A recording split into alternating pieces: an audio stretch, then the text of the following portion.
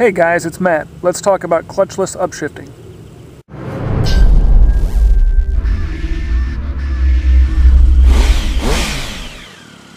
Okay, thanks to Mean Machine for that cool intro. Still a work in progress. But on to the topic. By now you guys should know how to shift your motorcycle. Steel Horse Club did a video on it a couple days ago, or I don't know, a week ago or so. And I thought I would just kind of expand on that a little bit. So as far as upshifting goes, your foot is on the shift lever underneath it, and you're ready to kick it up. You have your throttle over here, and you are on your throttle. And then when it's time to shift, when you reach the appropriate revs, you let go of your throttle, pull in the clutch, shift up, give yourself a little bit of throttle, and let the clutch back out to engage smoothly. So that's typical shifting, but you can shift without using your clutch lever at all, as long as it's an upshift. Now, I don't want to get into the pros and cons, whether or not it's good for your transmission or not, or if it's going to hurt it. There's plenty of information out there. Obviously, by the fact that I'm doing this video, you guys can assume that I think it's an okay thing to do. However, that being said, you should do the research on your own bike and your own transmission and figure out if it's you know, an alternative solution for shifting. I think it's a great way to shift, especially if you're in a situation that requires smooth operation of the motorcycle. When you clutch, you have that instant of losing power, and if you are not smooth in the whole shifting process, then you know you could create a situation for yourself if you're trying to upshift at high speeds, where you create a moment of instability. So, you know, that being said, if you're going to clutchless upshift, then do the research on it and figure out if it's right for you. And obviously, if you go out and attempt to do what I'm about to show you how to do, and if you blow up your transmission, it's not my fault. So one of the key aspects of knowing how to appropriately upshift without a clutch is knowing your power range. So obviously 0, no revs. I idle at 1, and my red line's at 13. Peak power is actually between 11 and 12. So there's really not much use for me to go past 11 and 1200 revs, somewhere in there. And typically I do most of my shifting between 8 and 10. Now if I'm short shifting around town, trying to keep the engine quiet, if I'm shifting below 6, for example, then I use the clutch all the time, mostly because the engine's not producing enough torque for me to upshift without using the clutch. So, in all the demonstration aspect of what I'm about to show you, I'm going to be shifting, but probably between 9 and 10, somewhere in that neighborhood.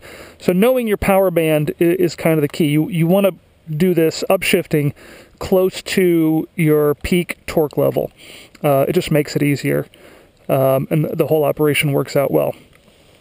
Because in the demonstration video I don't have 2 cameras, so I can't show you what's going on with my foot, my left foot and my right hand. I just don't want to do a quick demonstration on what my right hand is doing during the process.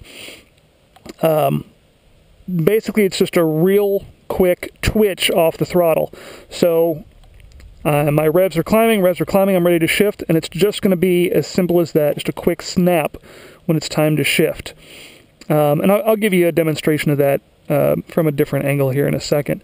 But that's really all there is to it. It's a lot like if you blip the throttle while you downshift, just kind of in the other direction. So when you go to downshift, you pull in your clutch, you downshift, and you give it a little blip as you're letting out the clutch to match the revs to the rear wheel. It's similar to that very quick blip on the throttle. So you're on the throttle, and then what's actually going to initiate the shift is the snap in your wrist as you come off the throttle and then right back on to where you were. So let me show you kind of how that works from a different angle, okay?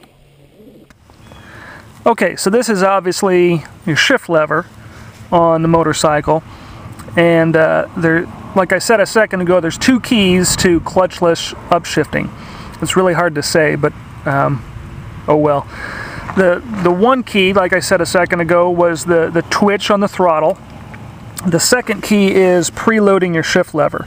So what's going to happen is as you're approaching your shift point, you're going to put your foot under your shift lever and push up with about 3/4 of the force you normally would to shift. 2/3 to 3/4 of that force. You're going to preload that shift lever and just be pushing on it. Don't push on it so hard that, you know, it jams into gear or it causes your gears to grind, but you've got it preloaded. You'll feel it give just a little bit as you push up on it, which is fine. And then when you reach that shift point, you give that twitch on the throttle, or you go forward actually, come off the throttle and come back on just for a second, and the torque differential in your transmission is going to cause that gear shift lever to basically suck up into the next gear. At which point, because you've only twitched the throttle, you're in the next higher gear and you're accelerating again in the next torque band. That's really all there is to it. It's incredibly simple. So I'm going to go up the road here and show you how that works. I've got my GoPro mounted here, so you'll be able to see my foot, my left foot, and you'll see my shift lever. And I won't be using the shift lever at all. I'll just be shifting based off of the lever here. So I'll probably show that a couple times and give it a voiceover so you can kind of see what I'm doing. Again, you won't be able to see my throttle hand because I don't have two GoPros and I don't have a way to mount that very well. But you'll be able to hear the engine and what happens as I'm shifting. So here we go. Okay, clutchless upshifting, take 2.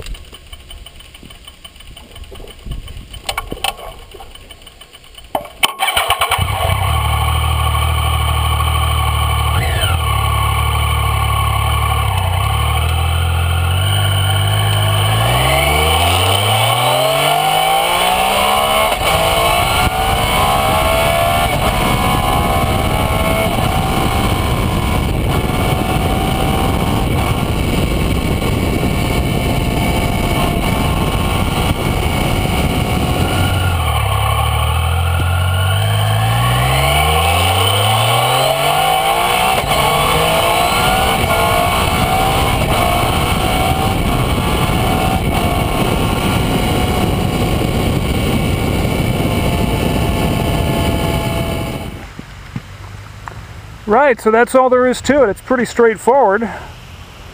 Just preload the shift lever, take it up to a high torque output, flick your wrist, and you've shifted. Very straightforward.